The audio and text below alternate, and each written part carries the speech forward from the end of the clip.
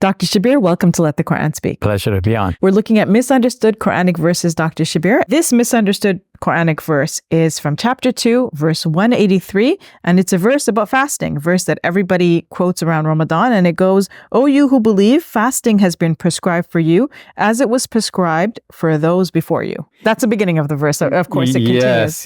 Yes. And of course, we've heard it so many times that many Muslims know the words in Arabic as well. I'm sure you know it as well. يا أيها الذين آمنوا كتب عليكم الصيام كما كتب على الذين من قبلكم لعلكم تتقون. O you who believe, fasting has been prescribed for you as it was prescribed for those before you, so that you may achieve God consciousness. What does it mean as it was prescribed for those before you? Now, normally, when we say that something is as something else, this thing is like the other thing, we often have one particular feature or some features in mind that, we're saying they share some similar features. Not necessarily that they are alike in every respect. A mistake occurred in Quranic commentary where in classical commentaries we find that some commentators try to make the fasting of the previous nations so exactly similar to the fasting that Muslims are prescribed in the Reflecting Quran. On this verse, I guess. Reflecting on this verse, yes. It tells us something, like looking at these misunderstood Quranic verses, Safia, is a way also of exploring how Quranic commentary has been done.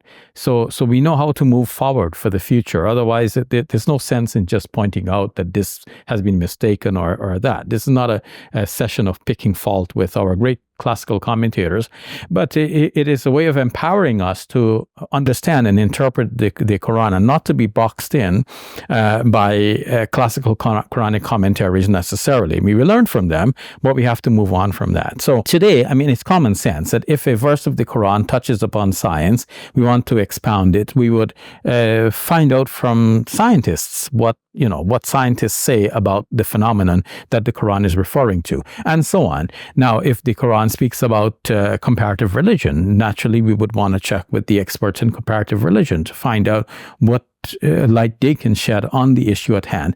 They cannot tell us how to be more religious, how to be more spiritual, how to be more devout. But we have to bring that to the table from ourselves, from our own efforts and asking God for His guidance and for His help and so on. But the facts of the matter we can get from people who are not necessarily Muslim. So now this is a matter of comparative religion. Like, what was fasting in the previous religions? We can explore the other religions. We can read the textbooks, academics, academia has produced textbooks dealing with all of the various religions, explore from a purely academic point of view without any axe to grind, without any dog in the race, as people say, or whatever.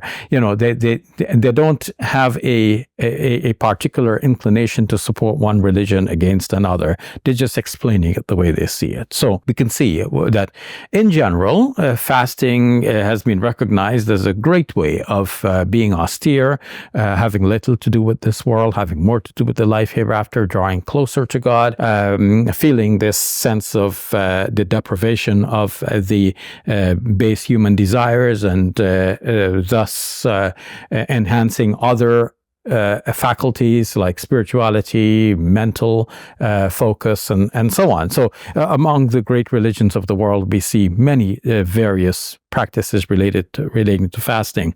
The length of fasting, both in terms of period of fasting and the day of fasting itself, how long this is going to be, the type of fasting that will be endured, whether it be that you're allowed to drink but not eat, whether you're allowed to eat but not all kinds of foods, whether you might fast a fast of silence, which means that you're not going to speak to anybody within that time, and so on.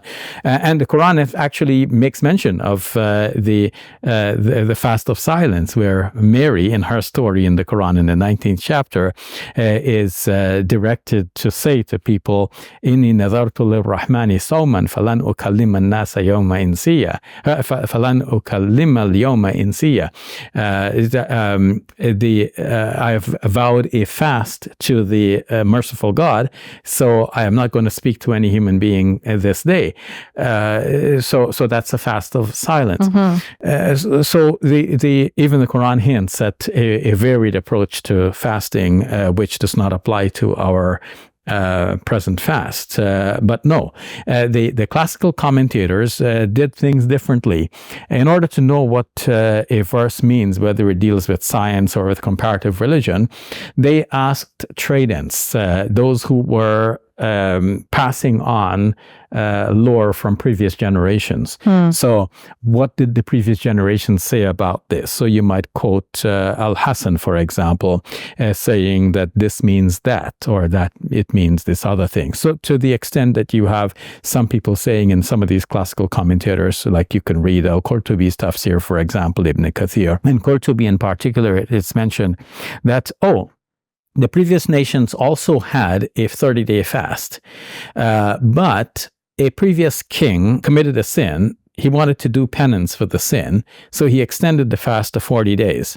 And then came another king who also committed a sin. He wanted to do penance for his sin, so he extended it to by another 10 days, making it 50 days altogether. This seems to be an attempt to explain the Pentecost. None of this is necessary. Even Al-Qurtubi himself mentioned as a secondary suggestion the possibility that what is intended here by the Quranic verse is not to say that previous nations had exactly the fast that we had, but just simply to say that just as it is a fact that God is imposing a fast on us, and God had imposed a fast on the previous nation. So they had the concept of fasting, but not necessarily all of the specifics were the same. You got it. Okay.